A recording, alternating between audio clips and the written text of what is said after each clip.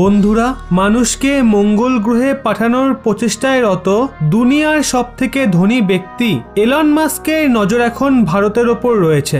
গত মাসেই Elon Musk নিজের ইলেকট্রিক কারের ব্যবসাকে ভারতে শুরু করার ঘোষণা করেছিল। তখন সবার আগে চীন রিয়্যাক্ট করে বলেছিল, টেসলা সাফল্যের যে রেকর্ড চীনে বানিয়েছে সেটা ভারতে কোনোদিনও বানাতে পারবে না। চীন তো এটাও দাবি করেছে যে যদি এলন মাস্কের ডোবার ইচ্ছা হয় তাহলে সে ভারতে যেতে পারে, কারণ ভারত এখনো কোনোভাবে ইলেকট্রিক কারের জন্য প্রস্তুত নেই।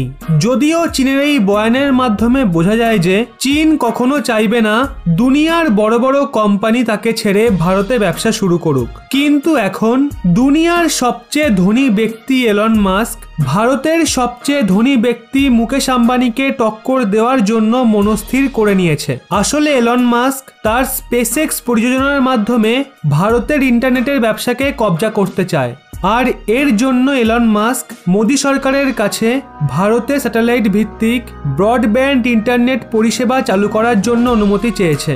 আসলে এলন মাস্ক গোটা দুনিয়ার ইন্টারনেট পরিষেবাকে কবজা করার জন্য টোটাল 1000টা স্যাটেলাইট লঞ্চ করেছে, যার মধ্যে 960টা স্যাটেলাইট ইতিমধ্যে অরবিটে অ্যাক্টিভ হয়ে গেছে।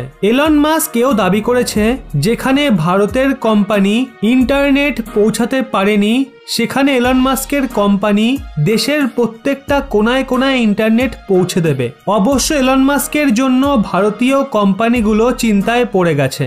আসলে এলন মাস্ক দুনিয়ায় ব্যবসা করতে চায় না, বরং দুনিয়ার ব্যবসার ওপর কবজা করতে চায়। ঠিক একইভাবে এলন মাস্ক শুধুমাত্র স্পেসে বিস্তার লাভ করতে চায় না, বরং স্পেসের ওপর নিজের একরকম অধিকার বজায় রাখতে চায়। সেই জন্য এলন মাস্ক তার স্পেস সংক্রান্ত পরিযোজনাকে নিয়ে মাত্রার চেয়েও বেশি উচ্চাকাঙ্ক্ষী রয়েছেন। তাই এক্ষেত্রে দেখা হলে যেভাবে জিওর এন্ট্রি ভারতের টেলিকম সেক্টরকে নাড়িয়ে দিয়েছিল, ঠিক সেভাবেই এলন মাস্কের এন্ট্রি দুনিয়াকে নাড়িয়ে দেবে। এই বিষয়ে আপনার কি মনে হয়? এরকমটা হওয়া কি ঠিক হবে? এই বিষয়টার ওপর আপনার ব্যক্তিগত মতামত কিন্তু অবশ্যই কমেন্টে জানান, কারণ এক্ষেত্রে আপনাদের প্রত্যেকের মতামত অত্যন্ত জরুরি। আর এরকমই ব্যাক টু ব্যাক আপডেট পেতে রহস্য বাংলা এই চ্যানেলটি সাবস্ক্রাইব করে পাশের বেল আইকনটি অল করে রাখুন।